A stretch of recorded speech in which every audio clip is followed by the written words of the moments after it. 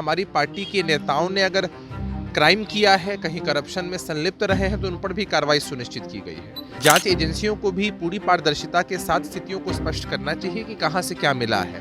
सिर्फ विपक्ष के नेताओं को हैम्पर करने की नीयत से अगर कार्रवाई की जाती है तो ये कहीं से उचित नहीं है, लोकतंत्र के लिए, देश के लिए खतरा है। नमस्कार, मेरा नाम आलोक है। आप लाइव स्ट्रीज देख रहे हैं। केंद्रीय जांच एजेंसियों पर इन दिनों आरजेडी का रुख काफ़ी गर्म है। बिहार विधानसभा में भी आपने देखा कैसे तेजस्वी यादव ने सीबीआई और ईडी को लेकर कितनी कड़ी टिप्पणी कर दी। वही नहीं, पिछले दिनों जो ईडी की लगभग 17 घंटे तक रेड चली, तेजस्वी यादव ने साफ साफ कहा है ठेंगा मिला है घर से। इस वक्त हमारे साथ जेडीयू के प्रवक्ता अभिषेक झा मौजूद हैं।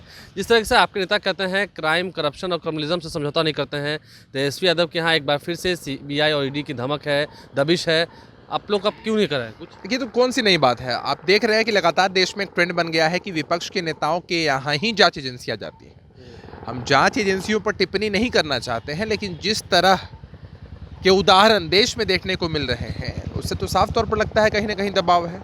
और दूसरा महत्वपूर्ण पहलू यह है कि जांच एजेंसियां, आलोक जी, आपके यहाँ जा सकती हैं, हमारे यहाँ जा सकती है, किसी भी फीडबैक के आधार पर। लेकिन जांच एजेंसियों को मिलता क्या है, तथ्य क्या सामने आते हैं, आखिर इतने वर्ष क्यों लग रहे हैं? तो ट्वीट किया कि एक अनुमान बताया कि 600 करोड़ रुपए का ये घोटाला है। अनुमान बताया है तो उनके पीछे कौन लोग हैं? इतने वर्षों से आप जांच कर रहे हैं, कहीं ना कहीं पात्रता पर भी सवाल उठता है कि इतने वर्ष बीत जाने के बाद भी स्थितियां अगर सामने नहीं आ पा रही हैं तो क्या संदेहास्पद है।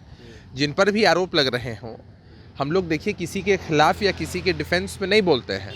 हमारे नेता नीतीश कुमार जी ने हमेशा एक नीति अपनाई है कि कोई अगर गड़बड़ करेगा तो उसे बख्शा नहीं जाना चाहिए। तो इन परिस्थितियों में जांच एजेंसियों को भी पूरी पारदर्शिता के साथ स्थितियों को स्पष्ट करना चाहिए कि कहां से क्या मिला है और किन पर आगे कार्रवाई सुनिश्चित लैंड होगी। फॉर जॉब का जब आरोप लगा था तो लालू प्रसाद और मीसा भारती सबको बुलाया गया था। हालांकि ठीक है, बाद में जमानत दे दी गई, लेकिन बुलाया तो गया था ना। ये आरोप लगना तो अलग सी बात होती है। आरोप तो आप पर भी लग सकते हैं, मुझ पर भी लग सकते हैं, जांच भी हो सकती है और जांच से कोई किसी को रोक भी नहीं सकता है। लेकिन समझना ज़रूरी है कि सिर्फ किसी की छवि को खराब करना अगर उद्देश्य है तब तो बात अलग है, और अगर तथ्य आपके सामने हैं, फैक्ट्स आपके सामने हैं, तो फिर उन तथ्यों को, फैक्ट्स को आप सामने रखिए। जेडीयू मतलब करप्शन से कंप्रोमाइज कर रही है? कभी भी कॉम्प्रोमाइज़ नहीं कर सकती है।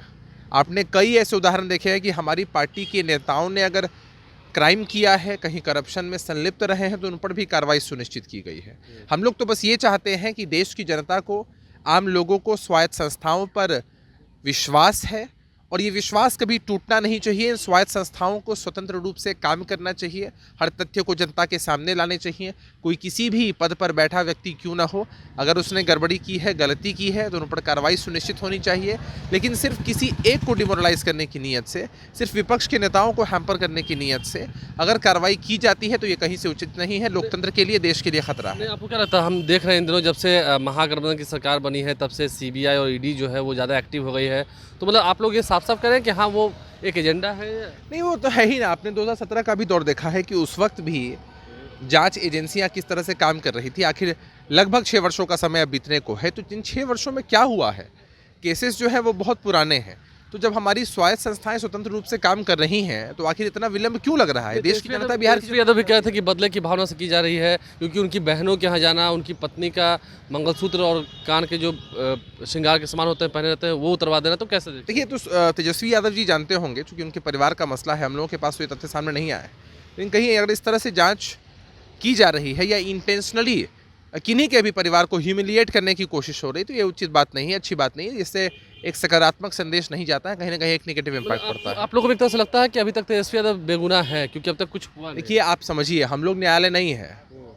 कोई भी व्यक्ति जो न्यायालय में नहीं हो या जज नहीं हो, उनको ये अधिकार नहीं होता है कि किसी के बारे में जजमेंट दे दे कि ये निर्दोष है या इन्होंने ही गुनाह किया है। यह तो जांच का विषय है, लेकिन जांच को आगे बढ़ाया जाए, तथ्यों को सामने लाया जाए। सिर्फ ह्यूमिलिएट करने की नीयत से अगर चीज़ें की जा रही तो ये उचित नहीं है। देखिए, दूसरे को अगर तंग करने की मंशा से ये कार्रवाई की जा रही है तो ये सही बात नहीं है।